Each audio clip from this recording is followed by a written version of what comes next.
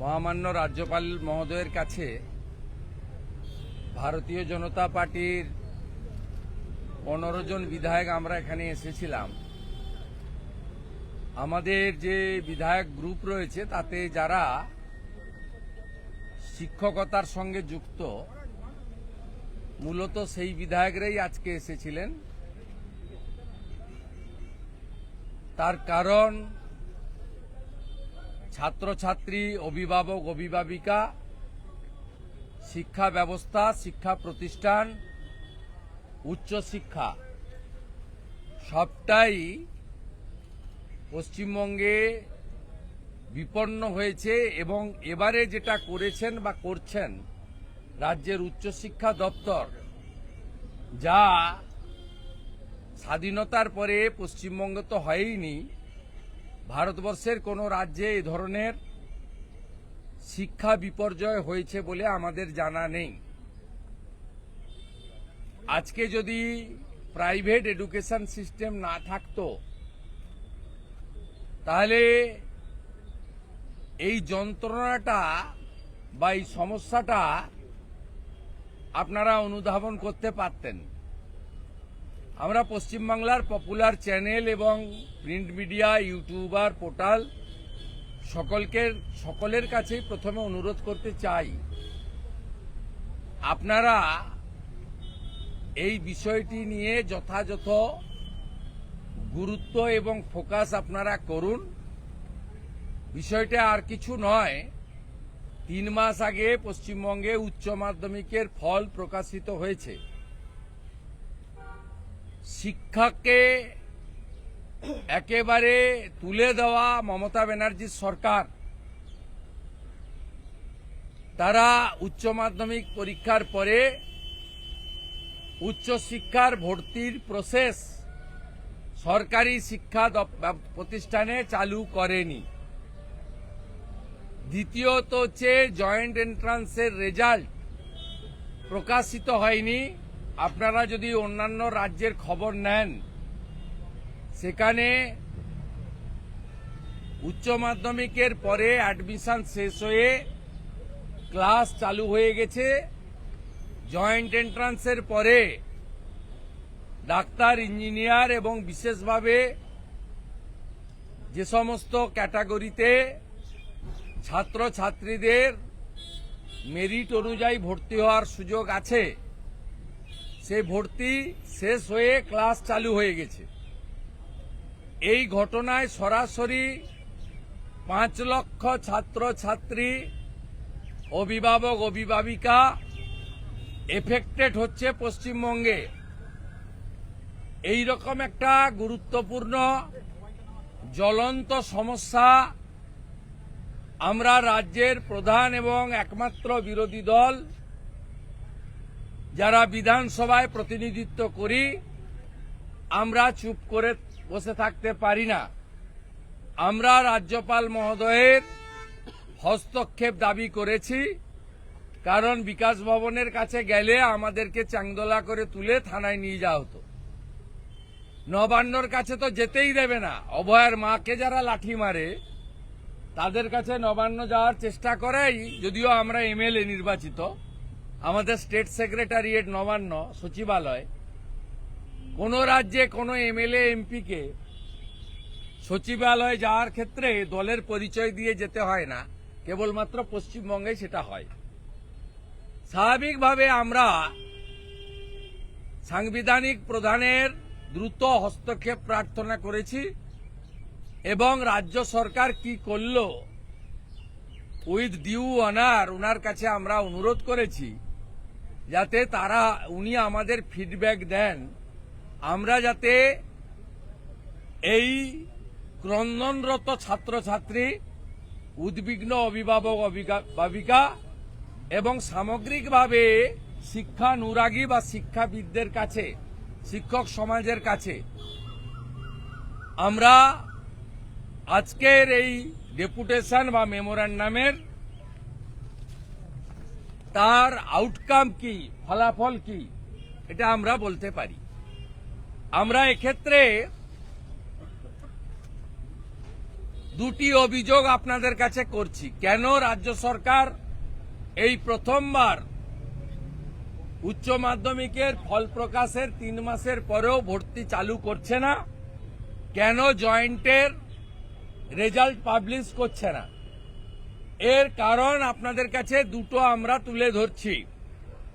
এক হচ্ছে জাতীয় ওবিসি তালিকার বাইরে থাকা 76টা মুসলিম জনগোষ্ঠীকে ভোট ব্যাংকের জন্য ওবিসির তালিকায় ঢুকাতে চায়, এবং অ্যাডমিশনে যে ওবিসি রিজার্ভেশন আছে সেই রিজার্ভেশন থাকে যাতে এই 76টা অবৈধ মুসলিম জনগোষ্ঠী বঞ্চিত না হয়, তার জন্য তোষণবাজ সরকার, মুসলিম লীগ 2 সরকার, মমতা ব্যানার্জির সরকার পশ্চিমবাংলার সমস্ত ছাত্রছাত্রীর ভবিষ্যৎকে জলাঞ্জলি দিচ্ছেন। দ্বিতীয় হচ্ছে, গত 2-3 বছরে মমতা ব্যানার্জি চিটফান্ড তো উঠে গেছে অনেক জায়গা থেকেই, ইডি সিবিআই তাদের টাইটে। এখন উনি শিক্ষা প্রতিষ্ঠানে ব্যবসা চালু করেছেন।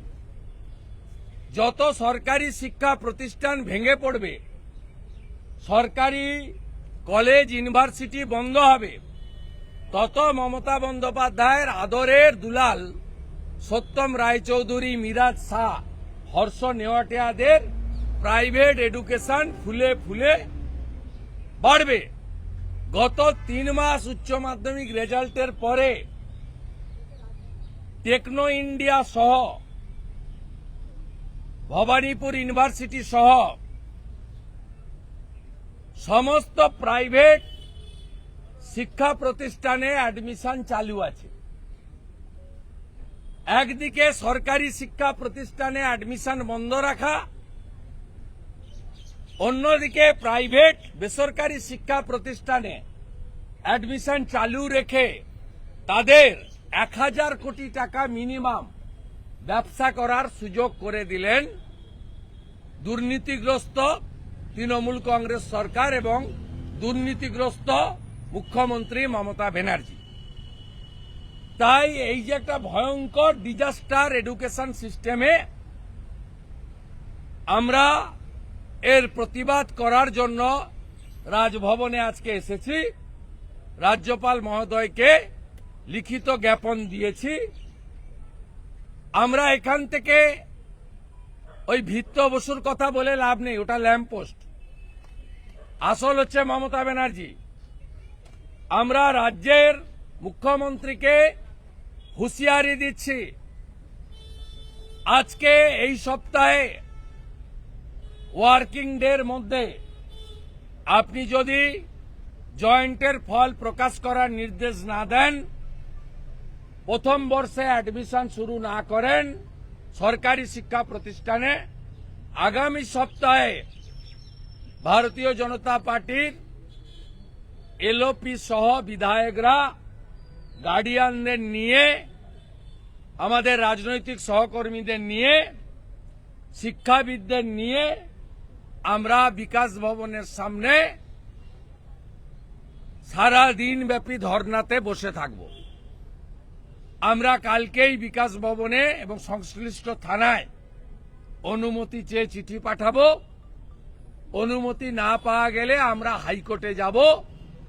অনুমতি নিয়ে আপনার মুখোশ এই প্রেসের সামনে নয়, মাইক লাগিয়ে আমরা খুলব পশ্চিমবাংলার অভিভাবকদের এবং আপামর জনগণের সামনে। আমরা মনে করি প্রাইভেট কলেজ এবং ইউনিভার্সিটিকে অবৈধভাবে 1000 কোটি টাকা পাইয়ে দেওয়ার জন্য, আর যে মুসলিম কমিউনিটিগুলো ওবিসি তালিকায় আসতে পারে না, ওবিসি তালিকায় 17টা মুসলিম কমিউনিটি আছে, আমাদের তাতে আপত্তি নেই।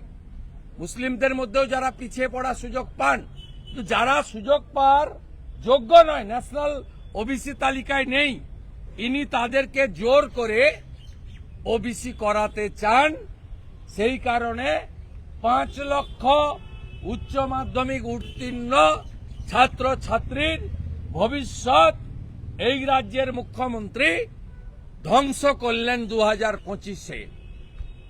হয়ে গেছে আমার। শুভেন্দুবাবু, আজকে মমতা বন্দ্যোপাধ্যায় নবান্নে সাংবাদিক সম্মেলন করে বলছেন কল্যাণী এমস মেন্টাল হেলথের নামে যে সার্ভে করছে ওটা আদতে এনআরসির জন্য করছে, কেউ কোনো তথ্য দেবেন না, কেউ কোনো সাহায্য করবেন না।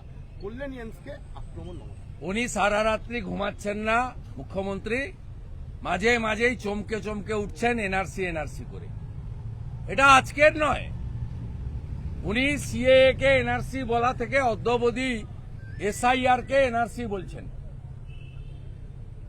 এই মুখ্যমন্ত্রীর কথাবার্তা সংবিধান বিরোধী, রাষ্ট্র বিরোধী, এবং খুব লজ্জা লাগে যে পশ্চিমবাংলায় এইরকম একটা মুখ্যমন্ত্রী, তিনি প্রশাসনিক কর্ত্রী হয়ে বসে আছেন। বলছি, রাজ্যপালের কাছে যে আপনারা এলেন, এক্ষেত্রে রাজ্যপাল কি কিছু বললেন, কোনো আলোকপাত করবেন গোটা? একদম, উনি ক্যাটেগরিক্যালি মাইক ধরেই বলেছেন যে বিজেপি এবং প্রিন্সিপাল অপোজিশন এরা প্রত্যেকটা ইস্যুতে জনস্বার্থে তারা আমাকে পয়েন্ট আউট করেন। আমি উনাকে বলেছি যে নর্মাল প্রোটেস্ট বা ডেপুটেশন এটা নেবেন না, আপনি এটাকে সিরিয়াসলি নিয়ে, উনি বলেছেন আগামীকালের মধ্যেই আমি রাজ্য সরকারের কাছ থেকে একটা রিপোর্ট আনাবো। আমরা উনার কাছে উইথ হাম্বেল আপিল করেছি যে আমাদের একটা ফিডব্যাকও আপনি দেবেন, আমরা জনগণকে জানাতে চাই। আমরা সিদ্ধান্ত নিয়েছি আগামী সপ্তাহে বিকাশ ভবনে আমরা বসবো। এটা আধ ঘন্টা 1 ঘন্টার নয়, আমরা একটা পরিকল্পনা নিচ্ছি, আমরা বসবো। এতগুলো ছাত্রছাত্রী আগামী প্রজন্মের ভবিষ্যৎ নষ্ট হতে দিতে আমরা চাই না।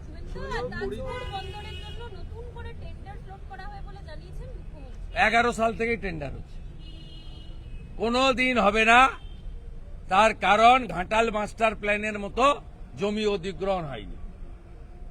মমতা ব্যানার্জিকে বলবো ইতিহাস পড়তে। সতীশ সামন্ত বিজু পট্টনায়কের সঙ্গে লড়াই করে হলদিয়াতে পোর্ট করেছিলেন, জওয়াহরলাল নেহরু প্রধানমন্ত্রী ছিলেন। হলদিয়াতে সম্পূর্ণ 5টা গ্রাম অধিগ্রহণ হয়েছিল। মোট অধিগৃহীত জমির পরিমাণ ছিল 5000 একর। দাসের চক, রায়রাজ চক, বিষ্ণুরাম চক, কুমার চক, পাতিখালি, পূর্ণ জায়গা।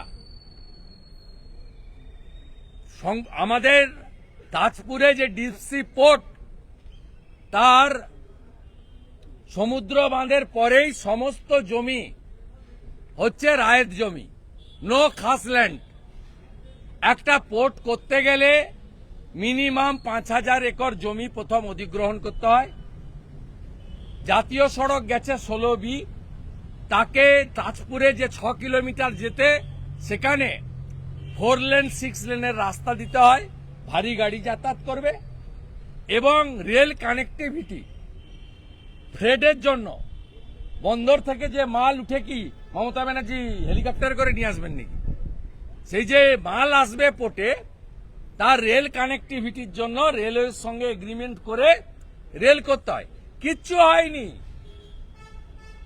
ধাপ্পাবাজি আর মিথ্যাবাজি। 21-এ ভোটের আগে বলেছিল ডবল ডবল চাকরি হবে, এখন ডবল ডবল চাকরি যাচ্ছে। 26,000 গেছে, 32,000 যাওয়ার পথে।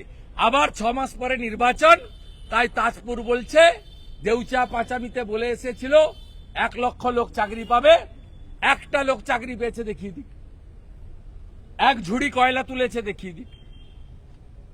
এখানে কুলপিতে বন্দর করবে বলেছিল, কতবার বলেছে, বন্দরের ভয়ের দেখা নেই।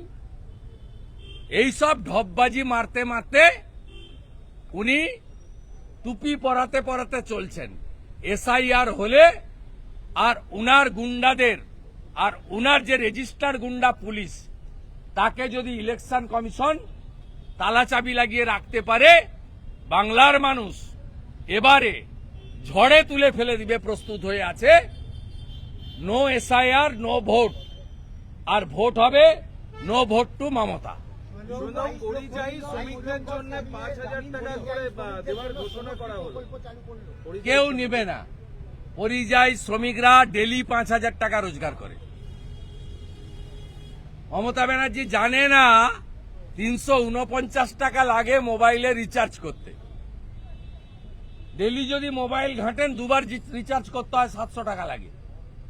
1 কুইন্টাল মোটা চালের কেজি হচ্ছে 3,500 টাকা, 3200 থেকে 3,500 টাকা। 15 টাকা প্রায়, কখনো 14-15 আলুর কেজি। 5,000 টাকায় কিছু হয় না। 5,000 টাকা ডেলি রোজগার যারা করেন তারা 5,000 টাকার লোভে, তাও তো আপনি 6 মাসের জন্য দেবেন, ভোটের পরে বন্ধ হবে।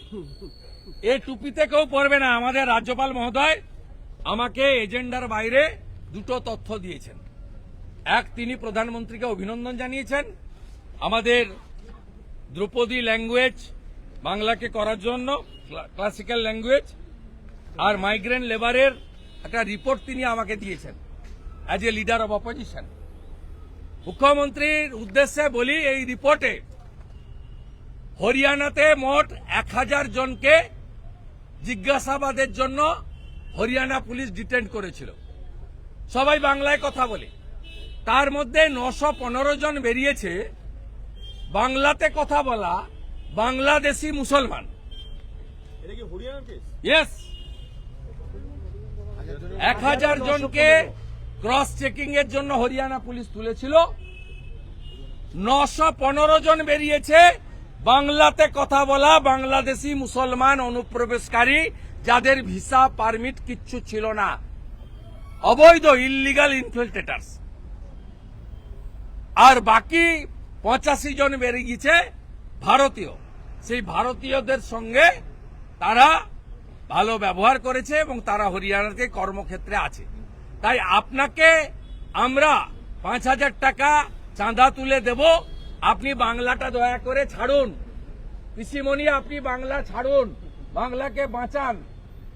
আমরা সবাই আপনাকে 5,000 টাকা করে দেব, কোনো চিন্তা নেই। আচ্ছা, আরো কোন স্টেটের পরিসংখ্যান শুভেন্দুরা আছে? আর কোন স্টেটের পরিসংখ্যান দিয়েছে হরিয়ানা বাদে? হরিয়ানা বাদে আর কোন স্টেটের পরিসংখ্যান কিছু দিয়েছেন রাজ্যপাল? আমি এটা বললাম, বাকিটা স্টাডি করব, হাতে তো নিয়েছি, পড়তে দিতে হবে। মমতা বন্দ্যোপাধ্যায় তো আজকেও নবান্নে বসে বলছেন বাংলা ভাষা আছে, সেখানে বাংলা ভাষীরা রয়েছেন, তারা আক্রান্ত হচ্ছে। যেখানে ডবল ইঞ্জিন সরকার রয়েছে বিজেপি, সেখানেই আক্রান্ত হচ্ছে। কে বলছে? মুখ্যমন্ত্রী বলছে। মুখ্যমন্ত্রী মানে খালা মমতা ব্যানার্জি। উনি কোন বাঙালির পক্ষে বলছেন না, উনি রোহিঙ্গা আর বাংলাদেশি মুসলমানের পক্ষে বলছেন। সব বড় বড় কথা বলবেন না। হিন্দল মজুমদার আজকে কোন ভারতীয়, কোন হিন্দু বাঙালি মমতা ব্যানার্জির পক্ষে নেই, কান খুলে শুনে রাখুন। এবারে কেউ টুপি পড়বে না, দেখা হয়ে গেছে। যারা অভয়ার মায়ের মাথায় লাঠি মারে তারা আর যাই হোক বাঙালি হতে পারেন না। অনুব্রত মণ্ডল কুকথা কাণ্ডে জামিন পেলেন। হ্যাঁ, পাবেন তো, পাবেন তো। মাথায় অক্সিজেন কম যায়, পিসির ভাই 18 জন সিকিউরিটি দিয়েছে, এসআরডি এর চেয়ারম্যান, উনি পাবেন না তো কে যাবেন? পাবেন। ধর্ষকদের নেত্রীকে মমতা ছাড়া আবার কি? হিন্দল মজুমদার আজকে জামিন পেয়েছেন এবং পুলিশ যাতাভাবে একে বলেছে, যে পুলিশকে বলেছে কোর্ট, যে কেন অ্যারেস্ট করলেন, কি যুক্তি আফতার আনসারির সঙ্গে তুলনা করছে। পুলিশকে যাতা বলে দিচ্ছে কেন? পুলিশকে ভিতরে ঢোকাক। এই পুলিশগুলোকে ভিতরে ঢোকানো দরকার রয়েছে। এই যারা উপরতলার অফিসারদের সন্তুষ্ট করার জন্য এরকম অবৈধ কাজ করছে, প্রতিহিংসা পরায়ণের রাজনীতি করছে, তাদেরকে জেলে ঢোকানো উচিত। 100 দিনের কাজকে চ্যালেঞ্জ করেছে, হাইকোর্টের রায়কে চ্যালেঞ্জ করে কেন্দ্র সুপ্রিম কোর্টে গেছে রাজ্য সরকার। এটা নিয়ে কি বলবেন? 100 দিনের কাজকে চ্যালেঞ্জ করে হাইকোর্টের রায়কে চ্যালেঞ্জ করে হ্যাঁ, সুপ্রিম কোর্টে fake card, fake job card আর অরিজিনাল জব কার্ডের মধ্যে সেগ্রিগেশন যতক্ষণ না হচ্ছে, কেন করবে? যে টাকা তুলে নিয়ে পালিয়েছে 1 কোটির বেশি ফেক জব কার্ডে, বাংলাদেশে টাকা চলে গেছে। ভারতের টাকা মুর্শিদাবাদের নবগ্রামে 100 দিনের কাজ করে বাংলাদেশে চলে গেছে। বাঙ্গালোরে হায়দ্রাবাদে পরিযায়ী শ্রমিকের অ্যাকাউন্টে গেছে 100 দিনের জব কার্ডের টাকা, 7,000 কোটি টাকা সাইফন হয়েছে। কেন্দ্রের কংগ্রেস সরকার 4 থেকে 14 দিয়েছিল 100 দিনের কাজে পশ্চিমবঙ্গকে 14,000 কোটি। নরেন্দ্র মোদীজি 14 থেকে 22 পর্যন্ত দিয়েছেন 54,000 কোটি টাকা। তার মধ্যে 7,000 কোটি টাকা এক শ্রেণীর পঞ্চায়েত নির্মাণ সহায়কদের একটা অংশ বিডিওরা ডিএমরা সাইফন করেছে। এটা দেশের টাকা, ট্যাক্সের টাকা। এই টাকা যতক্ষণ না ফেরত আসছে, স্বাভাবিকভাবে হাইকোর্টের অর্ডারে পরিষ্কার বলা আছে যে টাকা ফেরত করাতে হবে এবং অরিজিনাল আর ফেক জব কার্ডকে আলাদা করতে হবে। এই প্রসেস কমপ্লিট যেদিন হবে পরের দিন থেকে কাজ চালু হবে। দাদা, আপনি বলেন no SIR no vote, Abhishek Bandyopadhyay ডাক দিচ্ছেন নির্বাচন কমিশন ঘেরাও করা হবে। উনি অনেক জায়গায় ঘেরাও করতে যান। 100 দিনের টাকা নিয়ে বলেছিলেন দিল্লি যাব 10 লাখ লোক নিয়ে। গেছিলেন কটা লোক নিয়ে? লোক দেখেছে রাজঘাটে যখন লাঠি নিয়ে তাড়া করে দিল্লি পুলিশ, তখন শান্তনু সেনের জুতা, সুজিত বসুর ছাতা, প্রাণ নিয়ে ছুটে পালাচ্ছিল। তারপরে কলকাতা পুলিশের সৌজন্যে তখন ওই বিনীত গোয়েল ছিল ধর্ষককে, যিনি প্রোটেকশন দিয়েছিলেন। এইখানে ছামড়া বেঁধে, উল্টো দিকে ছামড়া বেঁধে এইখানে উনি বিপ্লব করেছেন। উনি অবিলম্বে দিল্লি যান। দিল্লি পুলিশ রাজীব কুমার বা মনোজ বার্মার পুলিশ নয়, দিল্লি পুলিশ কেন্দ্রীয় সরকারের হাতে। দিল্লি পুলিশের লাঠি সাইজ হচ্ছে 6 ফুট। রাজঘাটে যেমন দৌড়েছিলেন, এবারে খালি পায়ে যাবেন, নইলে জুতো রাখারও সুযোগ পাবেন না। এসএসসির ক্ষেত্রে যে ভিডিওটা গতকাল পুলিশ চালিয়েছিল, আজকে কোর্টে এই নিয়ে মামলা ওঠে। ফেক ভিডিও, হ্যাঁ, কোর্ট ফেক ভিডিও। ওখানে একটা চ্যাংড়া অফিসার আছে অনিশ বলে, ওই চ্যাংড়া অফিসারের কুকীর্তি এটা। সুমন বিশ্বাস এ কাজ করতে পারে না। সুমন প্রতিবাদী চরিত্র, সুমন রাষ্ট্রবাদী। সুমনকে ফাঁসানোর জন্য এই কাজ করেছে। ওরা একটা চ্যাংড়া পুলিশ অফিসার হয়েছে, হিরো সেজেছে অনিশ বলে, ওই এই কাজটা করেছে।